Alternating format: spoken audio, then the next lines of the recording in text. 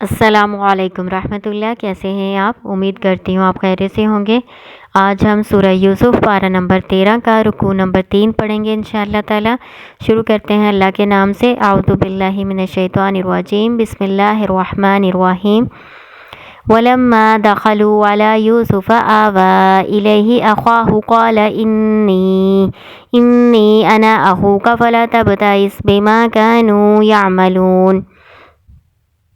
ولما، اور جب داخل ہوئے علی یوسف علیہ السلام پر، آوا، انہوں نے جگہ دی، الیہ، اپنے پاس، اخواہ، اپنے بھائی کو، قالا، کہا، انی، بے شک میں، انا، اخوکا، تیرا بھائی ہوں، فلا تبتئس، پس آپ نہ غم کریں، بما، باوجہ اس کے، کانو، جو وہ ہیں، یعملون، عمل کرتے۔ بیان کیا گیا ہے کہ جب یوسف علیہ السلام کے بھائی یوسف علیہ السلام کے پاس آئے تو یوسف علیہ السلام نے اپنے بھائی بنیامین کو اپنے پاس جگہ دی اور ان کو بتایا کہ میں تمہارا بھائی ہوں، تم غم نہ کرو، اور ان کو وہ سارا قصہ بتایا جو ان کے بھائیوں نے ان کے ساتھ کیا تھا۔ اس کے علاوہ جو آئندہ وہ تدبیر کرنے لگے تھے اپنے بھائی بنیامین کو اپنے پاس رکھنے کے لیے، اس سے بھی انہیں آگاہ کر دیا تاکہ وہ کل کو پریشان نہ ہوں۔ فَلَمَّا جَهَّزَهُم بِجَهَازِهِمْ جَعَلَ السِّقَايَةَ فِي رَحْلِ أَخِيهِ ثُمَّ أَذَّنَ مُؤَذِّنٌ أَيَّتُهَا الْعِيرُ إِنَّكُمْ لَسَارِقُونَ۔ فَلَمَّا، پھر جب، جَهَّزَهُم، تیار کر دیا ان کو، بِجَهَازِهِمْ، سامان ان کا، جعل، رکھ دیا، سقایۃ، پانی پینے کا پیالہ، فی رحل اخیہ، اپنے بھائی کے سامان میں، اس کے تھیلے میں، ثم، پھر، اذن، اعلان کیا، مؤذن، ایک اعلان کرنے والے نے، ایتھا العیر، اے قافلے والو، انکم، بے شک تم، لسارقون، یقیناً چور ہو۔ اس میں بتایا گیا اس آیت میں کہ جب یوسف علیہ السلام نے اپنے بھائیوں کے سامان تیار کروائے تو پانی پینے کا پیالہ وہ اپنے بھائی بنیامین کے تھیلے میں رکھوا دیا۔ پھر پیچھے سے ایک اعلان کرنے والے کو بھیجا، اس نے آگے یہ اعلان کیا کہ اے قافلے والو، تم تو چور ہو۔ عیر جو ہے نا، عیر کا لفظ اصل میں اونٹوں، گدھوں یا خچروں کے لیے استعمال کیا جاتا ہے، جن پر غلہ وغیرہ لاد کر لے جایا جاتا ہے۔ یہاں پہ اصحاب العیر کے معنی میں استعمال کیا گیا ہے۔ قالوا، انہوں نے کہا، وَأَقْبَلُوا عَلَيْهِمْ مَاذَا تَفْقِدُونَ، اقبلوا، انہوں نے رخ کیا، علیہم، ان کی طرف، ماذا، کیا، تفقدون، تم گم پاتے ہو، کیا چیز تم گم پاتے ہو۔ قالوا، انہوں نے کہا، نفقد صواع الملک، ہم گم پاتے ہیں بادشاہ کے ناپنے کا پیالہ۔ وَلِمَنْ جَاءَ بِهِ حِمْلُ بَعِيرٍ وَأَنَا بِهِ زَعِيمٌ، اور اس کے لیے جو اس کو لائے گا ایک اونٹ کا بوجھ ہے، وَأَنَا بِهِ زَعِيمٌ، اور میں اس پر ضامن ہوں۔ قالوا، انہوں نے کہا، تاللہ لقد علمتم ما جئنا لنفسد فی الارض وما كنا سارقین۔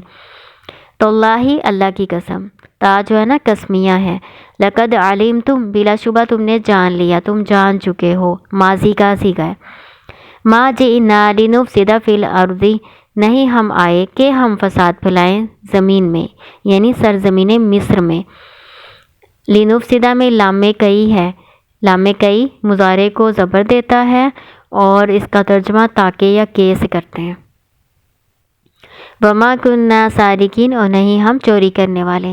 قالوا، انہوں نے کہا، فما جزاؤہ، پس کیا اس کی سزا ہے، ان کنتم کاذبین، اگر تم ہوئے جھوٹے۔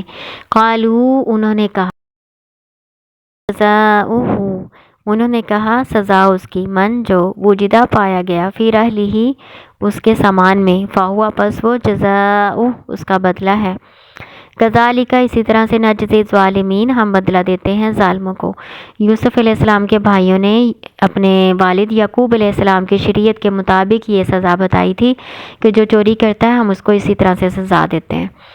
فبدأ بأوعیتہم قبل وعاء اخیہ، فبدأ، پھر شروع کیا، بأوعیتہم، ان کے تھیلوں سے، قبل، پہلے، وعاء اخیہ، اپنے بھائی کے تھیلے سے، ثم استخرجہا من وعاء اخیہ، پھر اس کو نکال لیا اپنے بھائی کے تھیلے سے، کذالک کدنا لیوسف، اسی طرح سے ہم نے تدبیر کی یوسف علیہ السلام کے لیے، ما کانا، نہیں تھا، لیا خزا کہ وہ لے لیتا اخاہو اپنے بھائی کو فی دین الملکی بادشاہ کے دین میں، یعنی بادشاہ کے قانون کے مطابق وہ اپنے بھائی کو نہیں رکھ سکتے تھے، الا مگر ان یشاء اللہ یہ کہ اللہ چاہے، نرفعو ہم بلند کرتے ہیں درجات ان درجے، من نشاء جس کے ہم چاہتے ہیں، وفوق کل ذی علم علیم اور ہر علم والے کے اوپر ایک خوب علم رکھنے والا ہے۔